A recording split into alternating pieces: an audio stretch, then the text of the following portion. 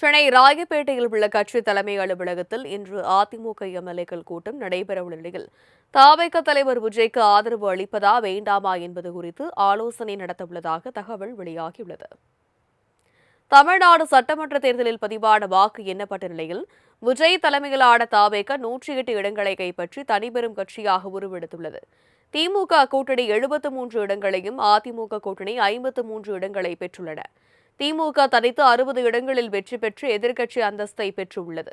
ஆனால் தனியாக 47 இடங்களை மட்டும் பெற்ற அதிமுக இந்த முறை 3வது இடத்திற்கு தள்ளப்பட்டுள்ளது. கடந்த 2016ஆம் ஆண்டு தனி பெரும்பான்மையுடன் ஆட்சியை பெற்ற அதிமுக அதன் பிறகு நடந்த 2021 மற்றும் 2026 தேர்தல்களில் ஆட்சி கட்டிலுக்கு அருகில் நெருங்க முடியவில்லை. 2021ஆம் ஆண்டு தேர்தலில் 66 இடங்களில் வென்ற அதிமுக எதிர்க்கட்சி அந்தஸ்தை பெற்றது. ஆனால் விஜயின் வருகையால் இந்த முறை அதிமுக 3வது இடத்திற்கு தள்ளப்பட்டுள்ளது. இந்த நிலையில் அதிமுக பொதுச் செயலாளர் எடப்பாடி பழனிசாமி தலைமையில் சென்னையில் இன்று அதிமுக எம்எல்ஏக்கள் கூட்டம் நடைபெறவுள்ளது. தேர்தலில் வெற்றி பெற்ற எம்எல்ஏக்கள் அனைவரும் சென்னைக்கு வருமாறு எடப்பாடி பழனிசாமி அழைப்பு விடுத்துள்ள நிலையில் அடுத்த கட்ட நகர்வுகள் குறித்து இந்த கூட்டத்தில் ஆலோசனை நடத்தப்படும் என கூறப்படுகிறது.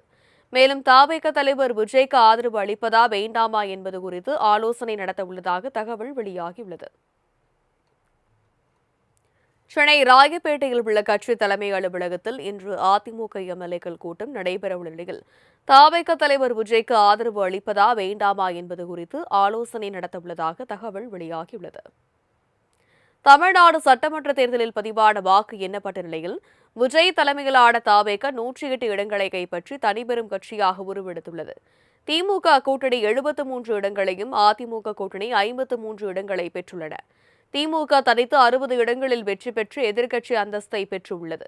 ஆனால் தனியாக 47 இடங்களை மட்டும் பெற்ற அதிமுக இந்த முறை 3வது இடத்திற்கு தள்ளப்பட்டுள்ளது.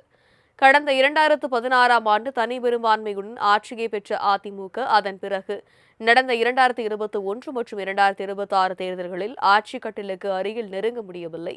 2021ஆம் ஆண்டு தேர்தலில் 66 இடங்களில் வென்ற அதிமுக எதிர்க்கட்சி அந்தஸ்தை பெற்றது. ஆனால் விஜயின் வருகையால் இந்த முறை அதிமுக 3வது இடத்திற்கு தள்ளப்பட்டுள்ளது. இந்த நிலையில் அதிமுக பொதுச் செயலாளர் எடப்பாடி பழனிசாமி தலைமையில் சென்னையில் இன்று அதிமுக எம்எல்ஏக்கள் கூட்டம் நடைபெறவுள்ளது. தேர்தலில் வெற்றி பெற்ற எம்எல்ஏக்கள் அனைவரும் சென்னைக்கு வருமாறு எடப்பாடி பழனிசாமி அழைப்பு விடுத்துள்ள நிலையில் அடுத்த கட்ட நகர்வுகள் குறித்து இந்த கூட்டத்தில் ஆலோசனை நடத்தப்படும் என கூறப்படுகிறது. மேலும் தாவேக தலைவர் விஜய்க்கு ஆதரவு அளிப்பதா வேண்டாமா என்பது குறித்து ஆலோசனை நடத்தவுள்ளதாக தகவல் வெளியாகியுள்ளது.